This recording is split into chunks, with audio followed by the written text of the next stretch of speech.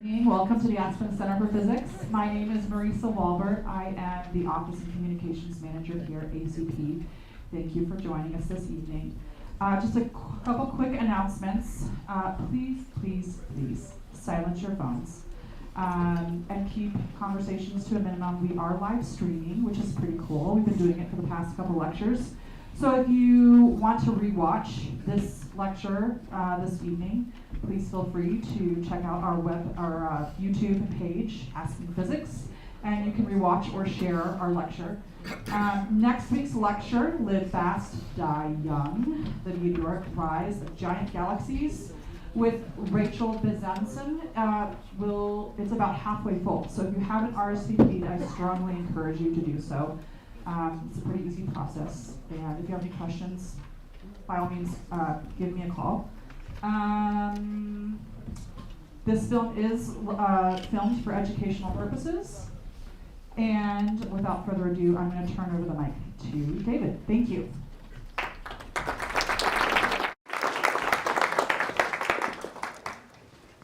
Thanks, Marissa.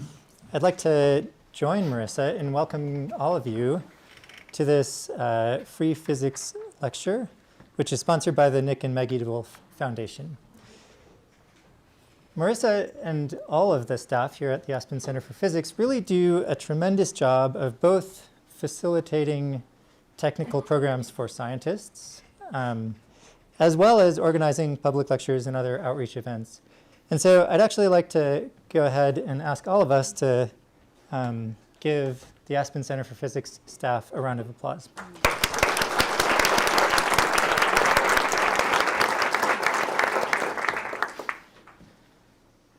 So my name is Dave Leibrandt, and I am a professor at the University of California, Los Angeles, and I'm a professor in the Physics and Astronomy department.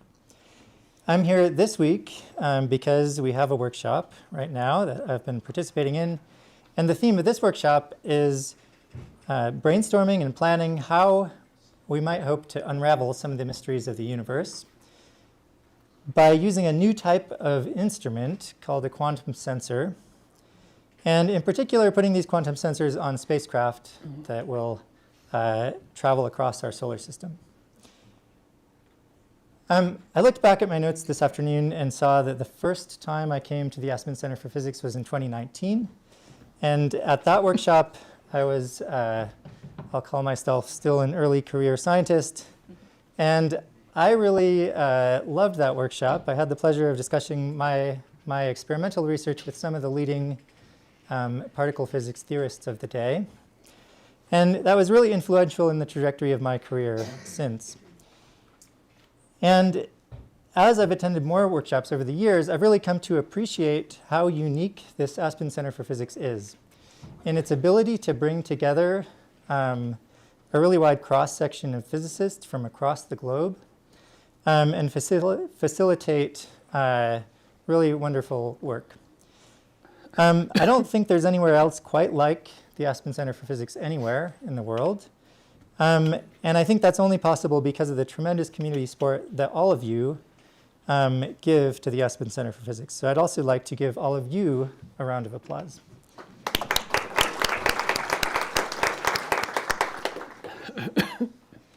Okay, without further ado, I'd like to introduce tonight's lecturer, Professor Marianna Safronova.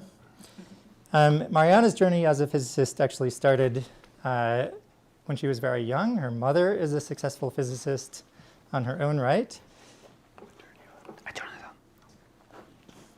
Marianna earned her PhD in physics from the University of Notre Dame, and that was for her work on studying the properties of atoms and molecules very precisely. And it's that sort of precision studies of atoms and molecules that have really permeated her career ever since. And now you'll hear about that in just a second. After her PhD, she spent a couple years as a postdoctoral research associate at the National Institute of Standards and Technology in Gaithersburg, Maryland. You might be familiar with NIST in Boulder, Colorado. There's another campus near DC. And now she's a professor in the Department of Physics and Astronomy at the University of Delaware. So please join me in welcoming Marianna.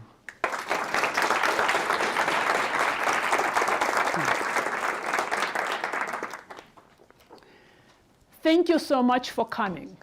It's fantastic to be here in the wonderful Aspen, and it's great to see the interest to science and physics.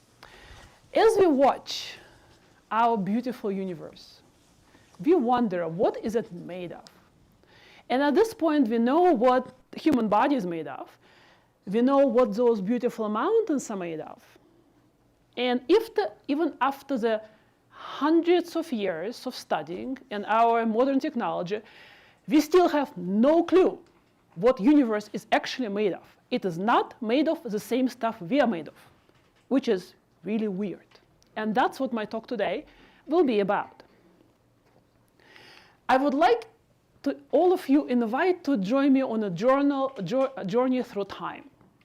First, we'll go back to 1920s, 100 years from now, and we'll look at those wonderful mysteries which they have 100 years back, which we solved.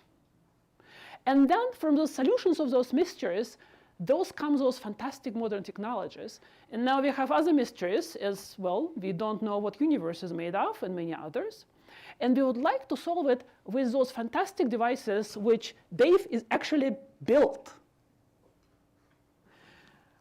Atomic and nuclear clocks. And then we'll talk a little bit about space, since, well, our conference is about how to send those quantum sensors to space. So the year is 1926. And here are the scientists looking at the hot gas. So inside of this pipe, there is a gas of neon, and they heat it. So, and then this gas emits light. And what they expect to find, they expected to find something like this, all the colors of light, just as the sun. And they didn't. And that was one of those really fantastic puzzles. So first, just to get a few of the terminology. So when we talk about visible light, so the light which humans can see, we see somewhere from deep red to those what's called ultraviolet. And what that means is that the crests between the waves of the light, they are different for those different colors. And we call this the wavelength. So when I say the wavelengths, that's what I refer to. And those wavelengths are in nanometers, so they're very, very tiny. So nanometer is 10 to the minus 9 meters. And what they found was this. Instead of really this wonderful things like sunlight, or like when the bulbs emit light, they also emit light in all the spectrum. But when this neon emits light, what they get from this gas pipe was just a few lines. Hydrogen, they only see 4 lines, 4 colors, and nothing else. And this, people looked at this already for 2-3 decades by that time.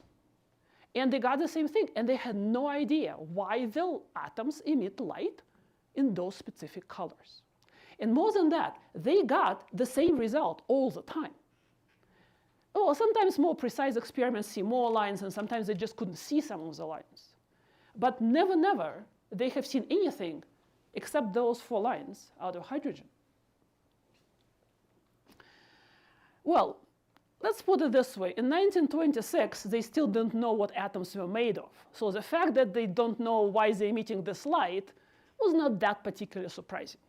And they had many, many other puzzles, like those X-ray and other weird Röntgen rays. They had no idea what some of those were. They eventually sorted out that all of that was just light, just a different light, electromagnetic radiation.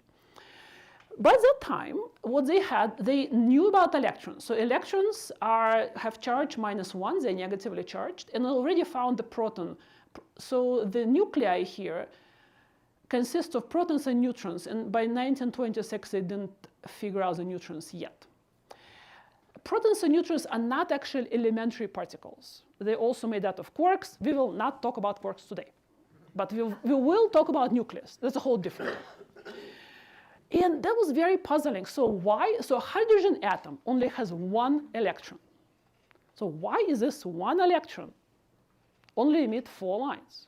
Well, first, it doesn't emit just 4 lines. It only emits 4 lines which we can see. There are many other lines which are invisible to human eye. And eventually they sorted out them as well. But there are only 4 visible ones. And that's why we developed quantum mechanics. So the reason why humans had quantum mechanics more or less was this. They didn't know why atoms emit those lights, atomic physics. So in quantum mechanics, the atoms pretty much have to live on a staircase. And what it means that the electron can have a ground state, and if it's here, it's stuck. It has nowhere to go. It can't go any lower. And as a scientist, we call this the lowest energy level, the ground state. But then it can't have any energy between this and this. It can't live in the middle of the staircase. So those 4 lines are produced by those electrons going from one level of a staircase down. And sometimes it can jump actually from the highest staircase all the way down to here. So what those 4 lines were, it's, oh, my apologies, it was 3, 4, and 5. I'm very sorry. Okay. So this is 3 going to 2. I looked at those slides a million times. I checked everything, but this happens. Like, I think I looked at them too long at this point. Okay, so this line, it's atom jumping from 3rd level to 2nd. This line from 4th level to 2nd. This line from 5th level to 2nd, and from 6th level to 2nd. Why are there no more lines? Well, because when atom jumps from here there, it's in ultraviolet. We can't see it. And people sort it out eventually. And if it jumps from the higher level here, then again, it goes outside the range. So it goes way then either this way or this way. All the other lines line either it's what's called infrared part of the spectrum, which you can see, or ultraviolet. So the shorter this wavelength, the more energy the light will carry. So it will become important at some point. Who thinks this is weird? Raise your hand if you think this is weird. Okay, but not too weird, right? Okay.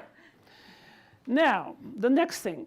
This is all nice. Those pictures, like electrons orbiting atoms, it's nice to draw those pictures. They're all wrong. Electrons do not orbit nucleus. They would have lost energy and disappeared a long time ago. So what actually, like more realistically, what actually happens, and now we get to really quantum mechanics, that electron in a ground state, meaning its lowest step, it could be somewhere around nuclei. It's what's called a probability distribution. Now, that's very hard to see because there is no way to directly observe this. Quantum mechanics tells us this is so, and all experiment tells us this is so. But there is no way to actually find out where electron is before you make a measurement. If you make a measurement and check what the energy of the electron is, then it actually ends up in one of those places on a staircase. Before this time, you can tell either like not what its energy is or where it is. Who thinks this is weird? Raise your hand. I think this is weird by this time. So the ground state, electron is distributed somewhere around here. In the next excited state, there is kind of place where it's very hard to find it. It's possible, but it's unlikely that it's going to be here. So what this distribution means, that it's unlikely to find the electron there and more likely to find it here. That's what it means. Here, if it's another excited state, this is very weird. This is very unlikely to find it here, and it's just distributed somewhere around those places. One of the most weirdest things from quantum mechanics, and look, it's weird to me. I am literally a quantum mechanic. I do quantum mechanics for life. I compute properties of those atoms. And what's the most weird to me, that electron can actually have non-zero probability being inside the nuclei. We know, we experimentally verified it. If it couldn't be, some of the other things in atoms would happen differently. So this also had been verified. But I think this is still not too weird. Now, this is weird. So electron can be in all of those states at once. So electron can be on any ladder in a staircase all at once. Now, I think it's weird. Who thinks it's weird? Okay. So, and this is really a feature of quantum mechanics. It's called superposition. For us, in our conference, this is a resource. We can actually make the superposition. We can put this electron on exactly where we want it. We want it just on the staircase 1 and the staircase 2. And it's like 50-50 chance it's to be there. So we, at this point, would like to control those atoms exactly. And that's kind of what this talk is about. I'm not going to talk about entanglement because that is really weird. Okay. But that's a whole different talk. So look, the people who discovered all this, who developed quantum mechanics, they were not building, they didn't want to build a laser. They didn't want to build a smartphone. They didn't want to build a quantum sensor. They just wanted to know why atoms emitted those weird barcodes. Nevertheless, the quantum mechanics, it's a reason we have the modern technologies. How many people use ever a GPS? Quantum mechanics. The GPS works because you have satellites in space which have atomic clocks on board, where atoms jumping between those two staircases. And that's what actually makes these clocks work. And that's how GPS works. They are so precise that those clocks are so precise that they can tell you about the meter or even better where you are. Because that's how long to actually measure the time for the light to pass between the satellite and you. And those clocks don't have to be ultra precise, but they're still pretty good. Those are clocks from like 70s, let's put it this way. When I draw the plot about clocks, those clocks are not even on my plot.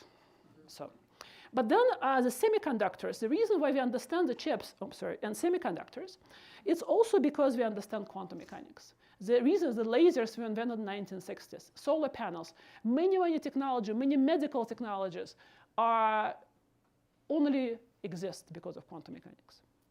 So now we're moving from 1926 to 2026. What happened during that time? During that time, there was a path to quantum control. So we went from understanding why atoms do this to being able to stop the atoms, put them in a trap, and create those superpositions exactly as we want. So we can make atom do exactly what we want. And this is a history of Nobel Prizes, which were received for this work. The first really is the foundation of atomic clocks for controlling how to control the atom and how to trap charged atom ions. Then the Nobel Prize for laser cooling. I've heard the Nobel lecture by Bill Phillips when I was a graduate student, and I found this probably the most inspiring talk I've ever heard, because they were the first to laser cool neutral atoms, and the biggest puzzle was it worked better than they thought it would be. Like, physicists usually figure out why those things don't work. And the atoms were even colder than they thought they should be. And that was one of the wonderful experience at this time. And then they also made a lot, atoms kind of built, all those atoms can come together in this one wave function, it is called Bose-Einstein condensation. This is also in the very weird part. And then the next one was price to frequency comps. And that is relevant for our talk because that's the only way to count those visible frequencies. And then come quantum control of how you actually put those different charged atoms in specific superpositions. And then there's really weird things, the Bell's inequalities. This is really the first really tests of proving that quantum mechanics really works exactly as we think. So as you see, there is much work. You can kind of see the time between the Nobel Prizes actually is somewhat shorter. And we kind of expect, I think, more of them. So now, how would you trap an atom? There are many atoms in this room, right? How would you trap them? OK, we already learned that electron can jump from states above to state below, and it will emit a photon. We can do it backwards. We can shine a laser in an atom with exactly the right frequency. So the laser has to be at exactly right energy to give this photon to the atom, and it will jump from ground state to excited state. And that's what we use to cool atoms. Isn't that weird? Because we're shining the hot thing into atoms to make them colder. How would that work? Okay. So here's your laser beam going this way. Atoms are going that way. The atom absorbs this photon, and therefore what it gets when it absorbs the photon, the laser does kick it. So every time it absorbs the photon, it gets a kick. And the kick going this direction. And then, of course, it will emit this photon and go back to ground state. But it's going to absorb it always in this direction, but it will going to emit to any direction. And this is why it works. That's what atom makes, why it makes colder. Because every time it absorbs a photon, it gets just a little kick to make it slower. Eventually, there are many other ways of cooling atoms to get to really, really cold temperature, but that's what this first prize was for. And then eventually, we can actually now shine lasers at all directions, and we have a cloud of atoms, which atoms get closer and closer and closer, and eventually we'll trap them, and they're going to get stuck there. Why do we want to do that? Well, we want to control them. We want to control individual atoms. It's not possible to do it unless you trap them. Well, we also control them with lasers. We need to know where to point our control lasers, right? So, and that's how we trap atoms. And then the next stage is to put them in what's called optical lattices. And there, each atom sits in its own nice axial potential. So take an air carton, put one atom in each, and it's stuck there. The way it's done, that you have laser lights going from different directions, and it creates this periodic well-axial potential, and that actually makes atoms stuck in there. The barrier is too high for them. They cannot jump over it. So now we have everything to get to clocks, because now they're cold, they're trapped, and now we can control them to build a clock. But the interesting question, what is that you actually need to build a clock? In a very, very basic idea, what's a clock? Well, you need something that ticks and something that counts. Well, you can have Earth going around the sun once a year. Okay, that's not a very good counter. You can sort of tell the time of the year, but not time of the day. Pendulum swings twice each second. So this is a pretty good ticker, right? And there are gears which sorted out how to count the seconds. Then you have quartz clocks, which ticks about 1 out of 50,000. So it ticks 50,000 times in a second. But that's why we want atoms. We want the faster something ticks, the better clocks you can build from it. We also want whatever that thing which ticks, we want it to be always the same. And atoms are always the same. Atom hydrogen here and atom hydrogen on Mars, it's the same. It ticks the same way. So it's a perfect oscillator. So we are going to take our atom and say, well, this transition, jumping from this to this, we know how to do it. We shine the laser and electron jumps. And then we can control when it jumps back. Don't worry about it. So that's our perfect ticker. Then what we do, we shine a laser at those atoms. And that allows us transition. So laser now is exactly tuned on resonance with atoms. And there is a thing which is called frequency comp. We'll get to that in a moment, which gets us to count. In a little bit better diagram, a bit more scientific. So here's our laser. Here's the trapped atoms. And what the laser does, it excites atom from ground state to excited state. And then we literally image atoms. We literally see which, we can tell with a CCD camera in which state the atom's in. Well, maybe I can't, Dave can. I'm a theorist. So, and literally we ask atom, which level are you at? Are you at level 1? No. Well, then we tune the laser a little bit like an instrument. and then excite atom again and ask, are you in level 1? Yes. Excellent. So eventually we get that it's in this state 1 in maximum probability, and that's what we've decided that laser now is perfectly tuned on frequency. And then we count. The reason why we need those what's called frequency count, that's another laser. I will not go into any detail with this, but this is a laser which allows to transfer between this optical frequency to much lower microwave frequency, which then can counted electronically. And that's why people got the Nobel Prize for it, because people didn't know how to exactly measure those optical frequency before until like about 20 years ago. So now we have everything. We have atoms, we have lasers, we have frequency counts, and a counter. And by the way, this is actually exactly the frequency of strontium. So how precise do you think this is? So I can tell you the numbers, but numbers don't quite get this. This clock is precise to 18 significant figures. Okay, those are big numbers. So in the lifetime of a universe, how much do you think is going to be late? For entire duration universe existed, how late would that be? Okay, universe existed 13.6 billion years. Guesses?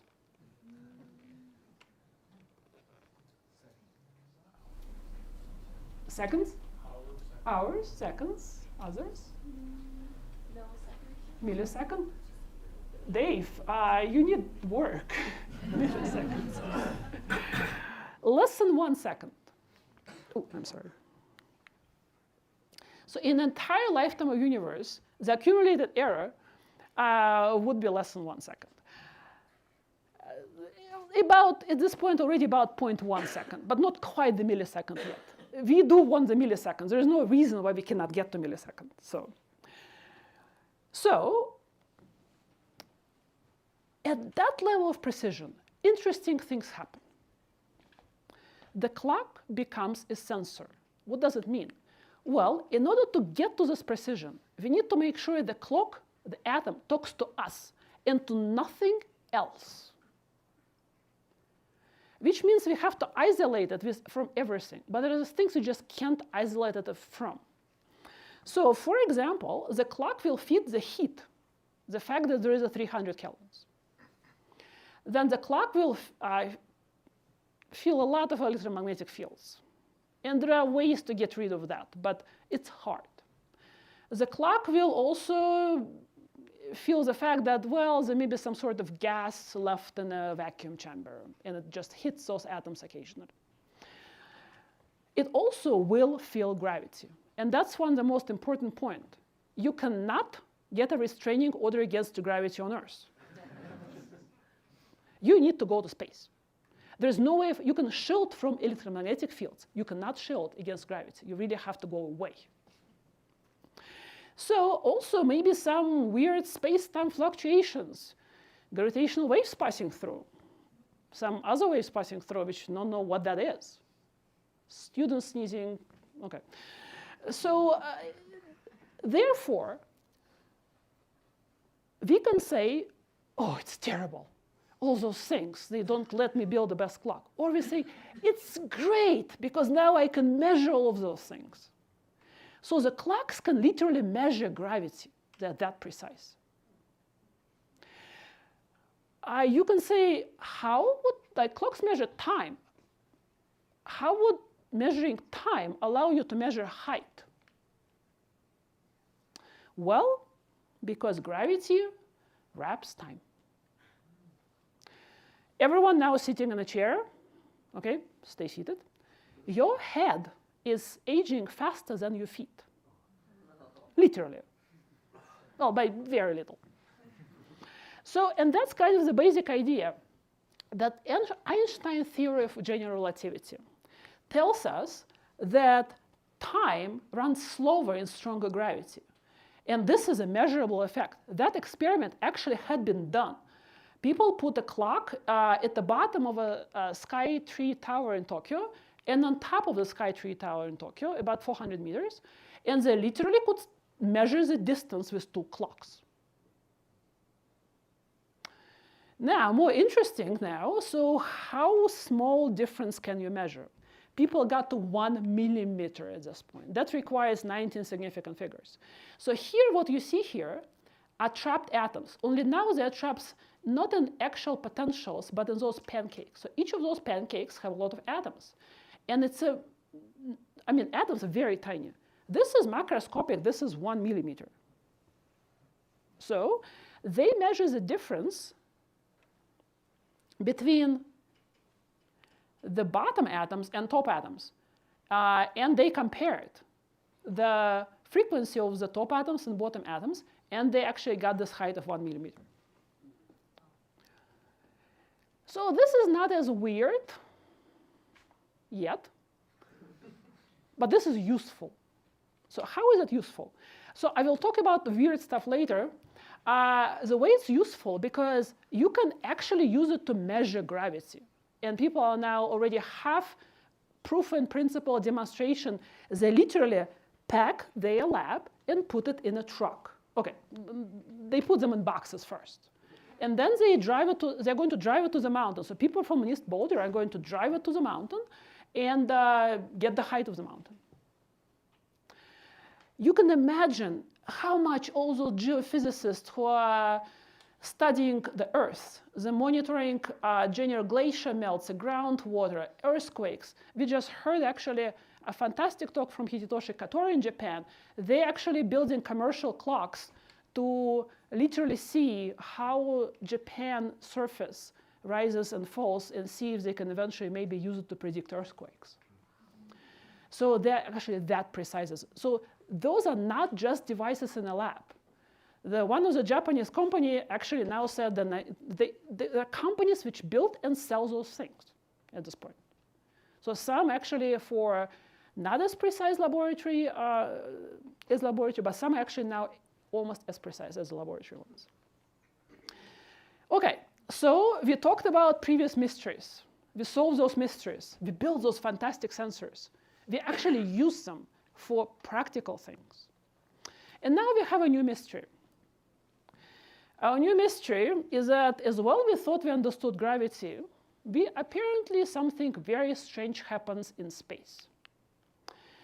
If we look at the planets around the sun, according to the laws of gravity, which Kepler many centuries ago discovered, all those outer planets, they orbit slower, and they orbit slower with exactly as we expect. So you write the equations, and they move exactly like we expect. General relativity works. But then the same thing should happen with our galaxy, because we have this mass inside. Most of mass is right here. So the outer suns, the outer stars, should orbit slower. They do not. They orbit with exactly the same velocities as the other stars in the galaxy, like the sun.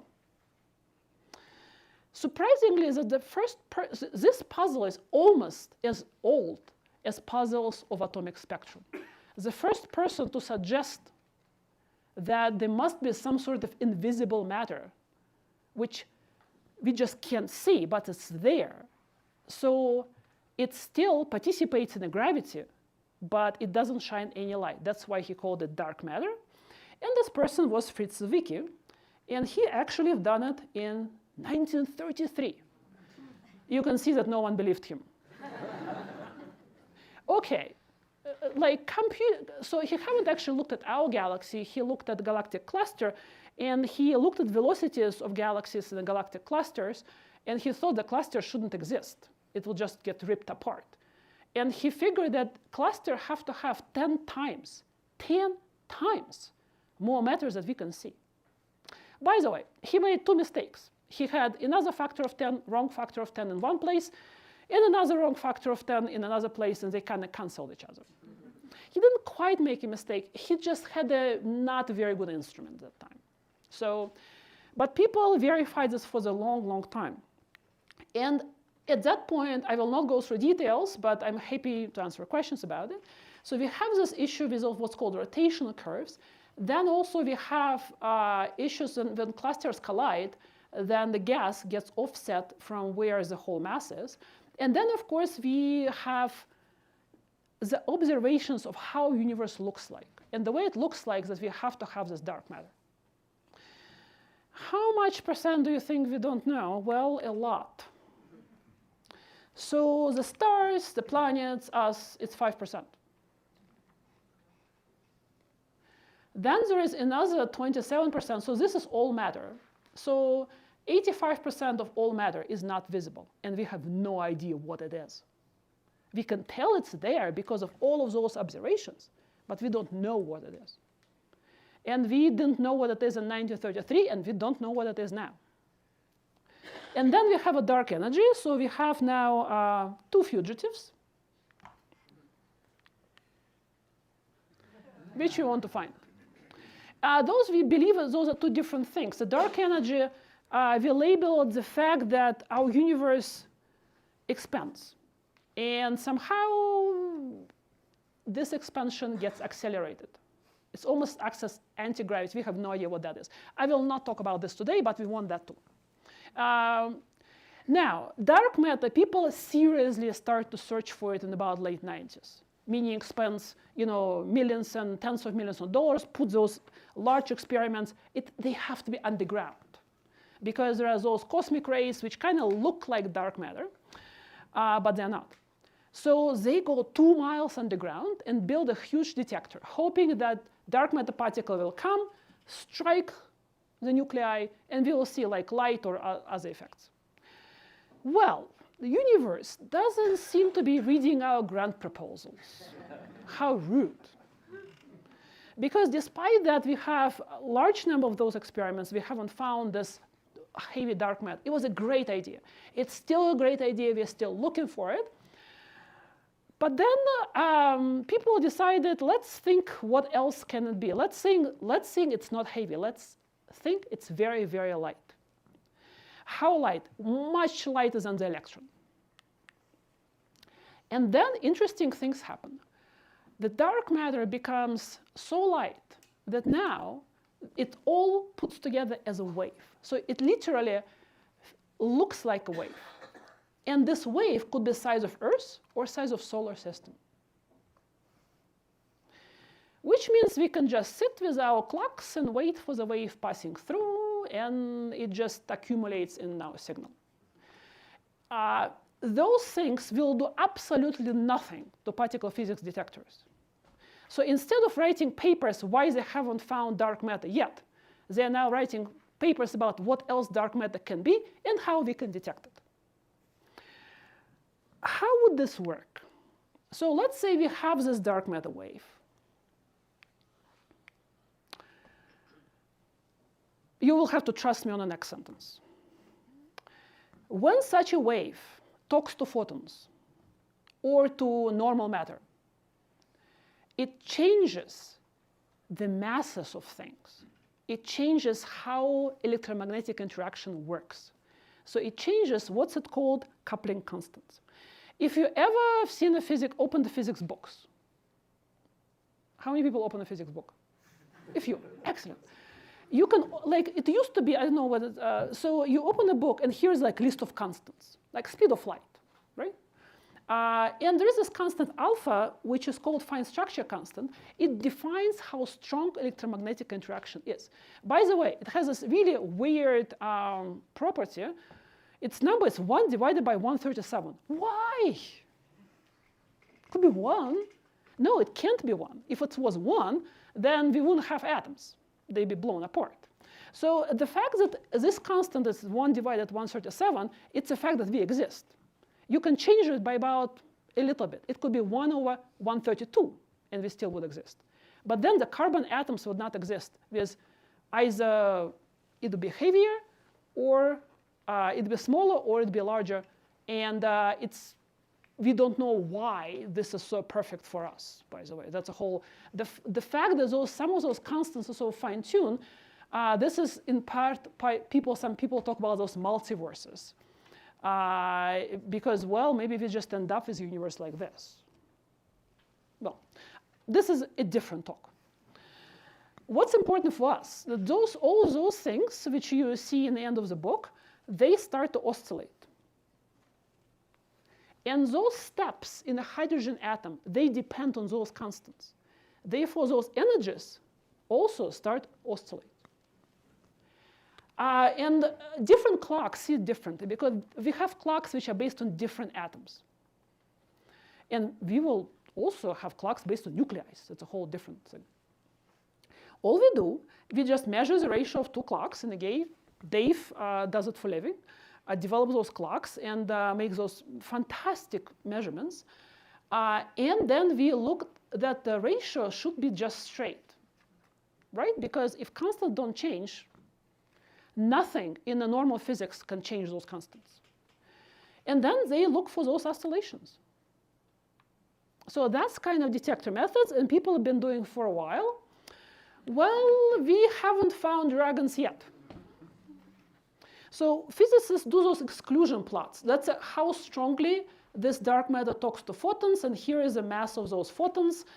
And it's kind of hard that there's just so many places to look. So we kind of just cornering this monster, and eventually we will find it. What can we do? Well, the clocks were not initially built to look for dark matter. They were built for very practical purposes of, GPS working, or like measuring those Earth movements, and like making sure that, despite the fact that everyone is late everywhere all the time, that we know where those different important transactions happen, like on Wall Street and so on. So we can tell exactly when things happen with those clocks. So those were developed very practical reasons. But now we say, what if you designed a clock to find dark matter? And then the answer is interesting. You should build a clock made from a nuclei. Well, what does it mean? Well, the nucleus also had its steps of energies. Unfortunately, those steps are huge. They're so huge, we actually can't build a laser which would excite the nuclei and make it jump from one level to the other. We can do a laser, but not like ultra-stable laser we need. So the quality is pretty poor. Well, nature does read our grand proposals. It gave us one nuclei. There is one nuclei, thorium-229, which for totally unclear reasons, does have this unique level structure, unique step, which can be accessible by modern lasers. Now, they're very hard to build lasers. Those are not visible. Those lies in this ultra vacuum. And I'm going to show you a video by NIST of how those clocks work. Within this crystal are atoms of a metal called thorium. And inside those atoms is a secret that could redefine how we measure time. Okay, interesting. We are not sure. Okay, give me a second. We did check this.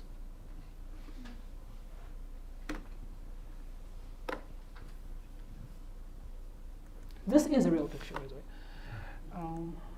Well, I'm sorry, my computer just was a second stuck. So let's do this.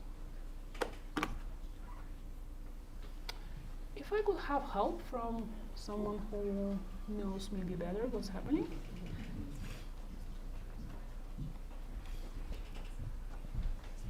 I'm not seeing what's happening. So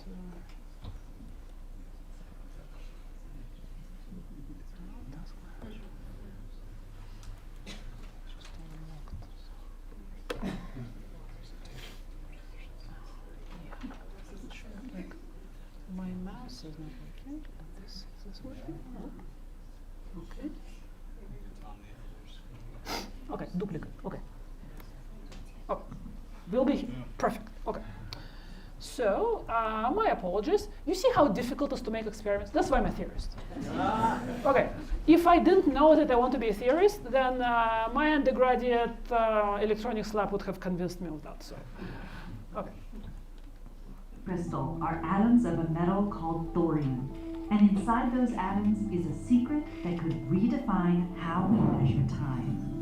Scientists hope to use that secret to make a new kind of timekeeper known as a nuclear clock.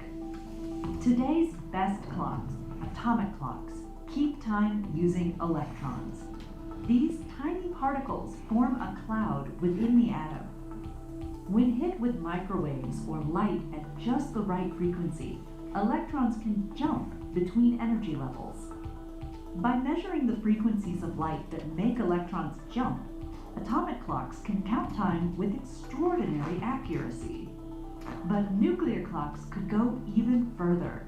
Instead of electrons, they measure energy shifts inside the nucleus, the dense core at the center of the atom.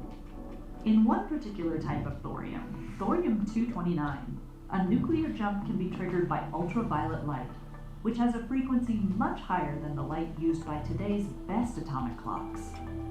That means a nuclear clock could tick more than 2 million billion times per second, making it far more precise than any existing clock. And because the nucleus is naturally shielded from the environment by its electrons, the ticks of a nuclear clock would be exceptionally stable. Nuclear clocks will do more than keep accurate time. Tapping the secrets of nuclear time will help scientists explore the fundamental laws of nature, shed light on some of the universe's deepest mysteries, and open up possibilities in science and technology that we can only dream of today. Thank you, NIST.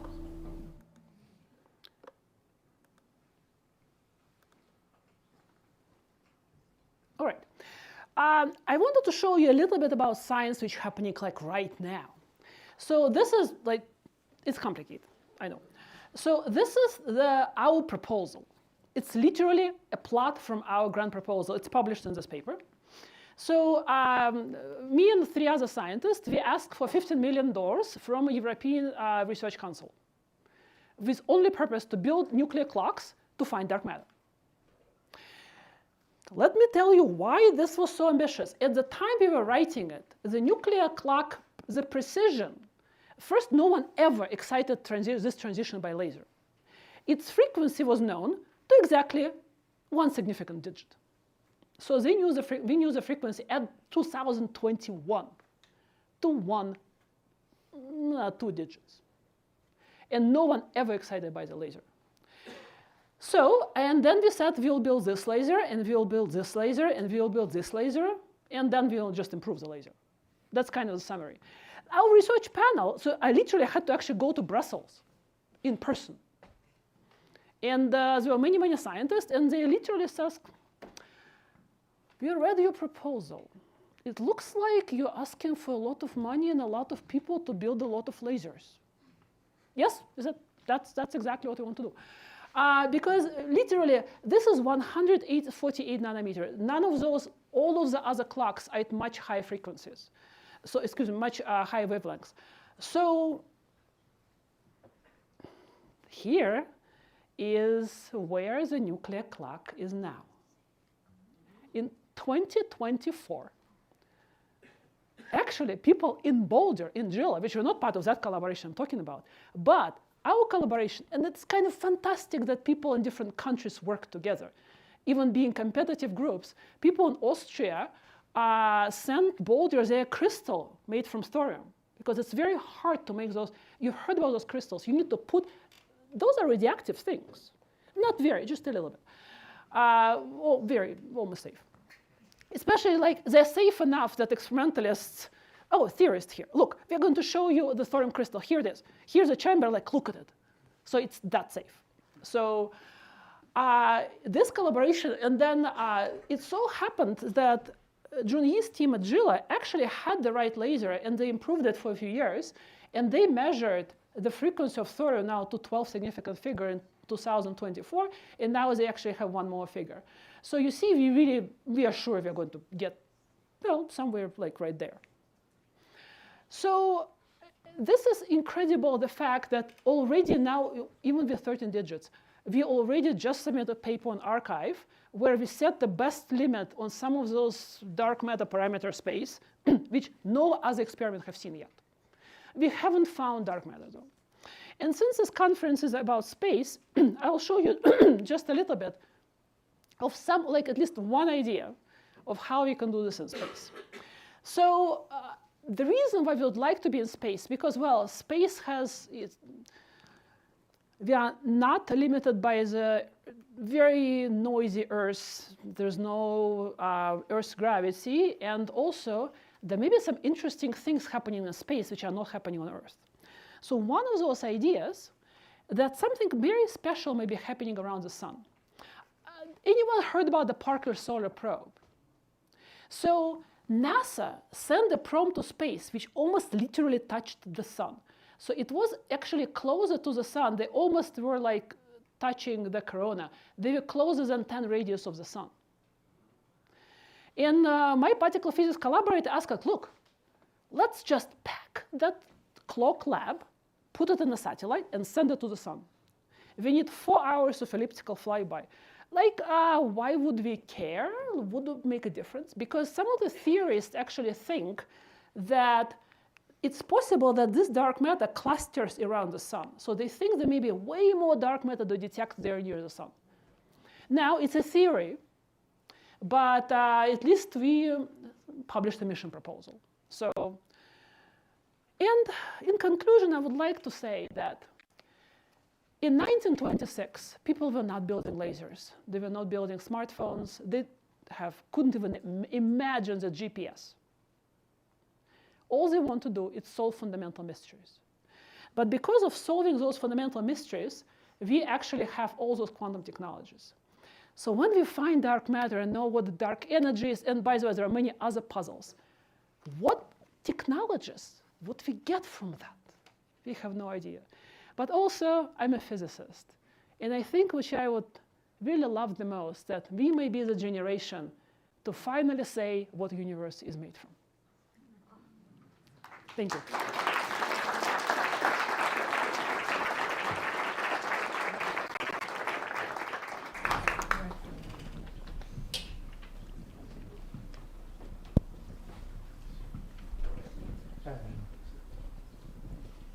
Thank you so much for listening. Questions?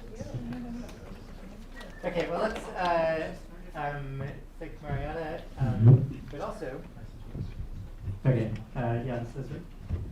We have time for a few questions, and in order for everybody to be able to hear questions you wish to ask, I'd like to ask you to raise your hand and then wait until I bring this microphone to you.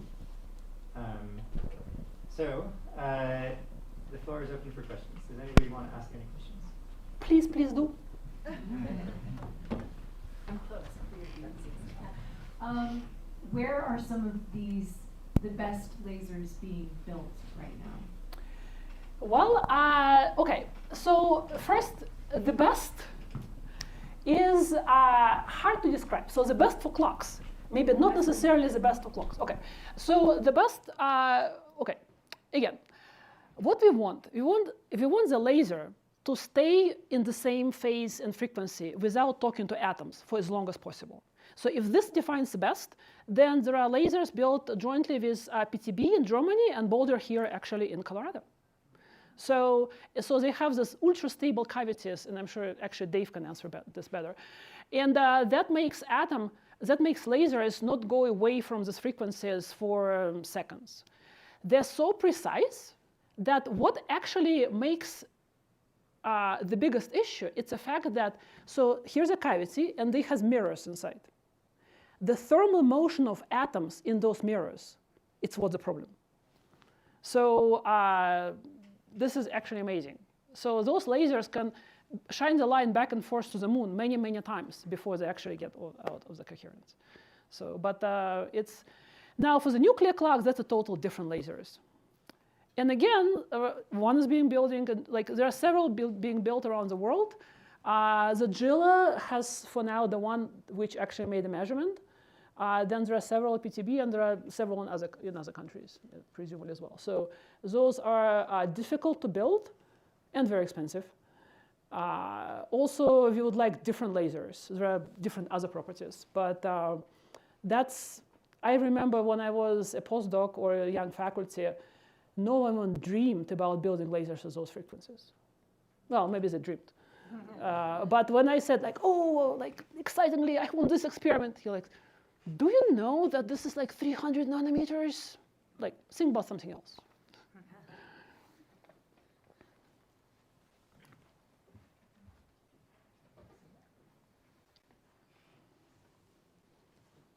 Could you use super accurate nuclear clocks to provide an alternative way to measure gravity waves, like the LIGO observatory does? This is a fantastic question. First, some of the talks in our conference were about how to use clocks to measure gravitational waves. We are not quite there yet. So we need to be a couple of orders of magnitude more precise, or 1 to 2, depends. And that has to be in space. So clocks will not be able to detect gravitational waves like this on Earth because of many reasons. But what we would like to do, we would like to detect gravitational waves with different frequencies than LIGO, because LIGO does job fantastically well. But just as the electromagnetic spectrum, gravitational wave also has a whole spectrum. And right now we're like hearing symphonies with only bass notes. That's actually NASA and ESA is building this LISA interferometer gravitational wave detector in space. We think that cold atoms, not quite clocks, a little bit different technology called atom interferometers, maybe we'll be able to detect those different frequency gravitational waves on Earth. With a nuclear clock, it's an interesting question. Generally, we will have to see how you need more than one atom or ion working.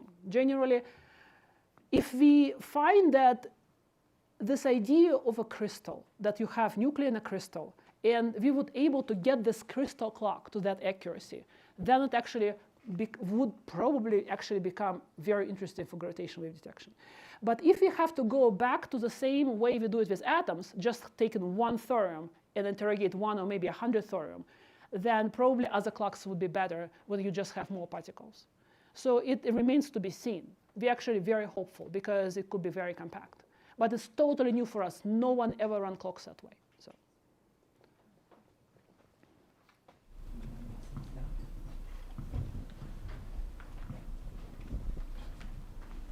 I don't know if I just missed it, or, but is there a specific reason why physicists theorize that dark matter is like concentrated around our sun at all, or? Well, that's an excellent question. It is a theory. So the one possibility that sun is heavy, so dark matter will be attracted by just gravity of the sun. This is unfortunately not enough to build a halo which will be useful for us. So there are theories which allows dark matter to interact with each other. And in this case, it could make a halo, which means that would be maybe a few orders of magnitude more of those particles to detect. Whether the halo exists, but if it exists, it only happens to very specific dark matter. So we must have dark matter with a very specific mass, and then it could concentrate around the sun. So like there are several generations of theories here, but like dark matter, we have to be clear. Dark matter is a theory. We believe that believe is not the right word. We think it exists because there are many, many observations which we cannot explain any other way. But maybe there's no reason why it's not allowed to cluster around the sun. But you need to make a little bit more theory steps to make it do. We do have particle physicists here in the room who are also working on how to make it cluster around the sun. But whether the universe actually works this way, that is a very interesting reason. So, yeah.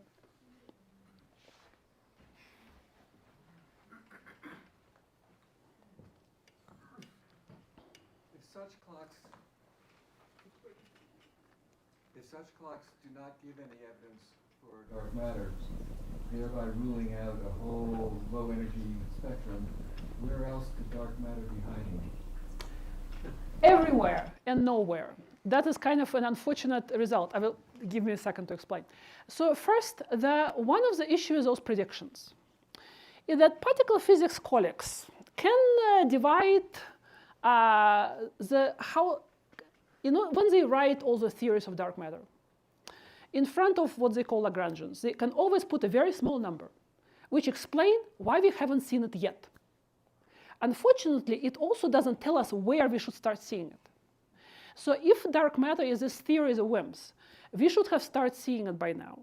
However, there are many, many PhD theses has been written to explain why we haven't seen it now, and it still exists. So it's very hard to rule out dark matter theories. So when I say everywhere, it means dark matter can have any mass from 10 to the minus 20 electronvolts to so heavy it will make a black hole. It's kind of when you ask me how tall I am, and I tell you somewhere between the size of the nuclei in a solar system. That's kind of where we're at. So, which means we now started looking everywhere. So dark matter can be heavy, extremely heavy, medium heavy, I haven't showed. So meaning we have many, many orders of magnitude. And I showed some of the theories for dark matter when it's light because we have very good reason to believe that we cannot solve some of the other puzzles without it. So if dark matter solves some other puzzle, then we have some idea where to search for it. Like axions, it's a very good target, for example. Axions is one of the dark matter theories which people with magnetometers are looking for. And in other different devices. So the fact that we haven't found it in the past 50 years, and in the past 20 years, people have been very seriously searching. So it's possible that dark matter only interacts gravitationally. And that means the nowhere part, meaning that we should just observe the universe and see effects of dark matter. It is, however, very unlikely because somehow it had to be produced. Something after Big Bang, or actually Big Bang made this dark matter, and it's still here. So there has to be some physical processes. And it's possible to make it produced just through gravity, but fairly difficult. So it's possible that we will not be able to literally say here is a particle. And maybe it's not particle. Maybe it could be special what's called the primordial black holes, composite particles. There are many other theories. But advantages of the clocks as detectors, it's because we have to build them anyway. And we can also detect dark matter. So, okay, we have time for just one more question. I'm happy. Come after lecture. Come here, and I will answer your questions. How far are we away from developing a nuclear clock? And if that does come to fruition, what are the theories of what the dark matter might look like? So what we are looking for, we believe that dark matter, dark matter as of now could be a particle or some composite thing. So this tests the theory that dark matter is very, very light. It's so light that dark matter essentially makes it a wave and like size of the Earth to solar system. The nuclear clock, I personally think, again, I'm a theorist, that within 5 years, we'll probably have a very high precision nuclear clock. But already now, so we don't actually even need to wait for the most precise clock we can build. Already now, we were able to roll out some more of this parameter space and get lower and lower. So it's unfortunately going to be not possible to say that this theory is wrong. We will just have to think how to build better detectors. But we are not the only one looking for dark matter. There's a huge community, and I think it will take all of us together. So there is a process called particle physics snowmass. It's when physicists, like thousands of physicists, come together, and for the entire year, they kind of write papers together, think about what's most interesting things for the next 10 years. And there is a special section who thinks about dark matter. And they literally said, we are going to dig deep and search wide. So some of the best theories we are going to get as good as possible, but then we will look at all the other opportunities. So this is official answer for particle physics community. Okay, well, I'd like to thank all of you for coming again, and let's thank Marianna.